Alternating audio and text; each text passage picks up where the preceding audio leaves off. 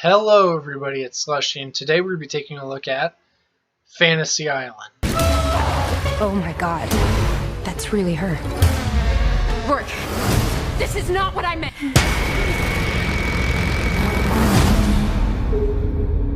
So it's a 2020 movie, directed by Jeff Wadlow. He directed Truth or Dare, Kick-Ass, Kick-Ass 2, and he also directed a fun slasher movie called Cry Wolf back in the day, like early 2000s. This movie is very different.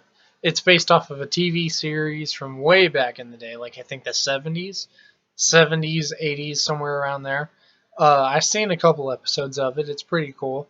I got bored a little bit with it, but so I was pretty hyped for this movie because I was like, you know what? Maybe it'll keep my interest a little bit more. And in the beginning, it's amazing. As you get to the middle, for me anyways, it sort of like flattens out. It's like I lost a little bit of interest in it. And then the ending comes around, brings it all back. So I was like, finally. So, because I had lost so much interest by the time the ending came around, I was like, oh God, am I going to hate this movie?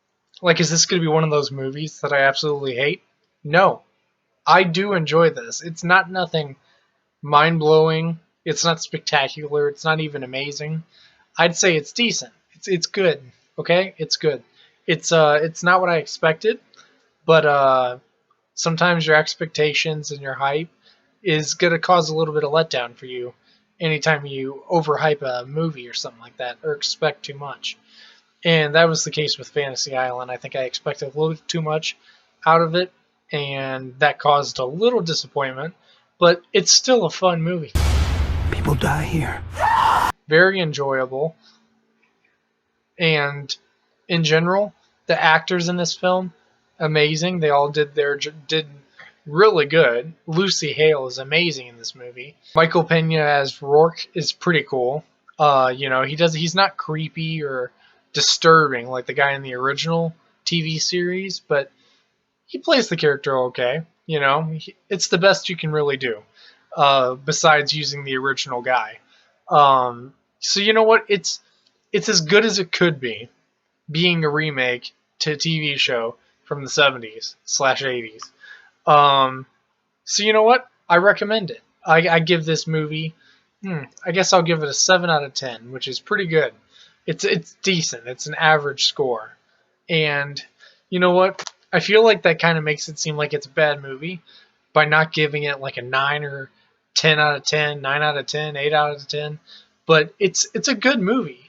It's just, like I said, I had certain expectations, certain hype for it, and it just let me down. And I have to tack that off whenever I, rate a movie. I have to tack it off because it's just my opinion, and my opinion was completely wrong of what it was going to be. And, but again, it's a fun movie. If you're bored, you need something to watch, Fantasy Island will do just fine.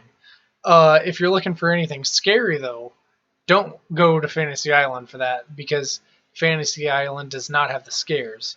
It's more of like a thriller than it is a horror movie. There's, in my opinion, nothing scary about Fantasy Island. I wouldn't even consider it a horror movie. Like, again, I consider it more of a thriller, something like that, psychological thriller, perhaps. I don't know. But it's a fun movie, nonetheless. So thank you guys so much for watching. Have you guys seen Fantasy Island? Let me know what your thoughts are on it down below. Hit like if you enjoyed this. Subscribe if you've not already. Hit that bell to get notified anytime I make a video or stream. Keep up to date with the channel. There's always something crazy going on. I'll see you in the next one. Bye-bye. We were brought here to be a part of something else. I got it. I want it. I got it.